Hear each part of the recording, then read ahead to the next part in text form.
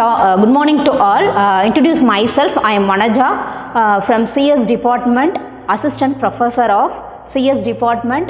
Let's the subject of data structure and algorithm. Let's we talk about this graph. Discuss the topic on graph, advantages, disadvantages, applications, types. What is the graph? First of all, I talk about the subtopic for graph. A graph is a non-linear data structures. Non-linear data structures mean it is a non-linear data structure means it is a form of the data structures to store the data into a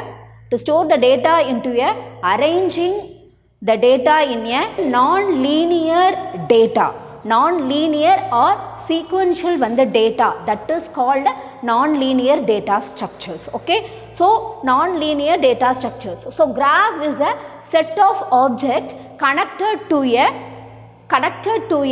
via the vertices, connected to a vertices via the link. So vertices means what? Vertices means that is a node, or that vertices means node or the circle, that is called vertices. Okay, the link means that is a two vertices is called link, that is A to B, that is a two vertices is called the link.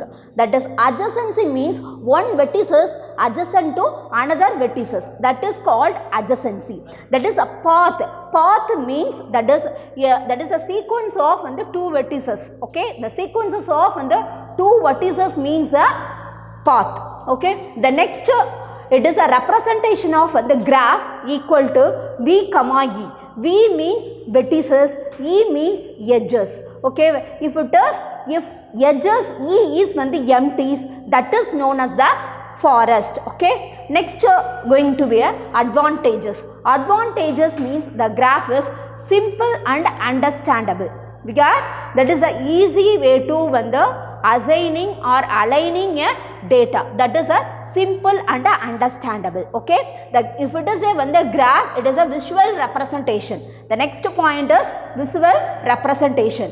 The third one is efficient data processing. We want to processing a data into one into another, that is the efficient data processing. The fourth one is frequently used in social networking. Frequently used in, we are using the social networking of the data. The last one is effective scheduling network. Okay, we want to the scheduling of the networking of the work oriented. Okay, the next one is disadvantages. Disadvantages of the graph.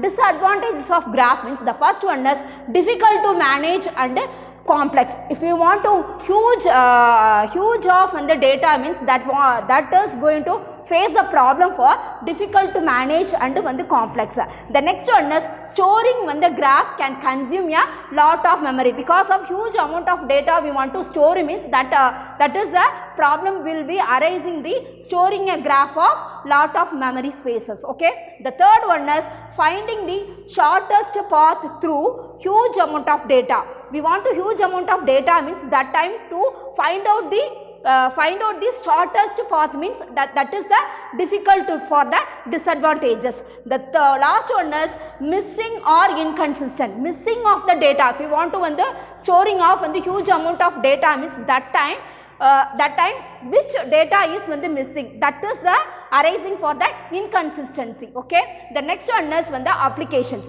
What are the area we can applying for the graph? That is the first one is airlines. The second one is source to destination network. We want to networking from the client 1 to client 2, that is a source to destination networks. The next one is flow chart of here the program. Next one is shortest path problem, topological sorting of your graph, and then the spanning tree. These are the area for applicable for the application of graph. The next one is the types.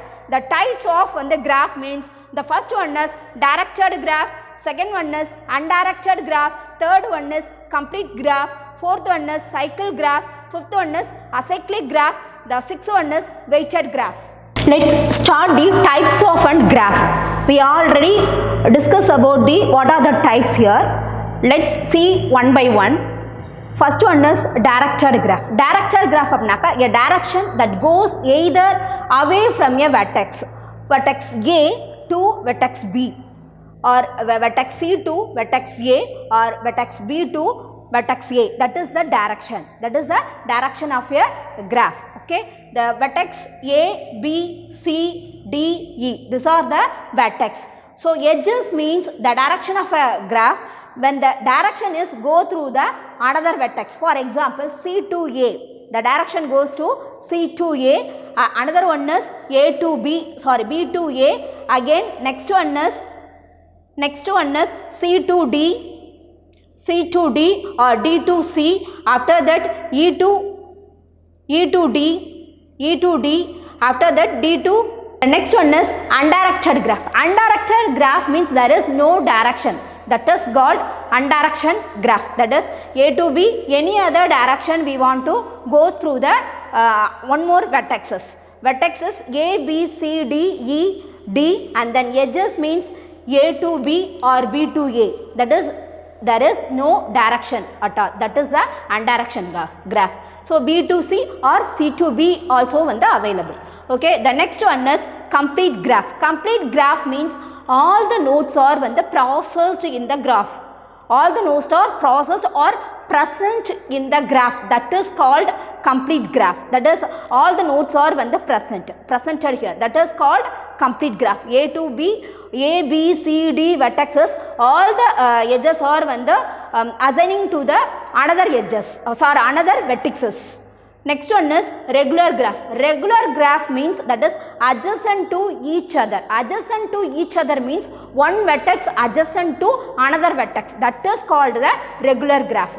For example, A to adjacent into B. Here it is A to adjacent to C. Here it is adjacent to one vertex to another vertex. That is the regular graph. Okay. The next one is each node is accessible from any other node. That is the adjacent. Okay, the next one is cycle graph. Cycle graph means having a cycle. Cycle means you have to chaining. Chaining, that is known as the cycle. For example, vertex 1 to V3 and then V3 to V4, V4 to V2. These are the cycle form here. That is known as a cycle graph. Okay. The next one is acyclic graph. Acyclic graph without a cycle. Here it has no cycle form. Okay. That is the acyclic graph. For example, V1, V2, V3, again V1, V4, V1 goes to V5. That is the acyclic graph. Weighted graph a graph is said to be a weighted. If it is V2 to V1, the vertex V2 to V1 goes there, the weight is assigning here 4. That is called the weighted graph. Okay, thank you all.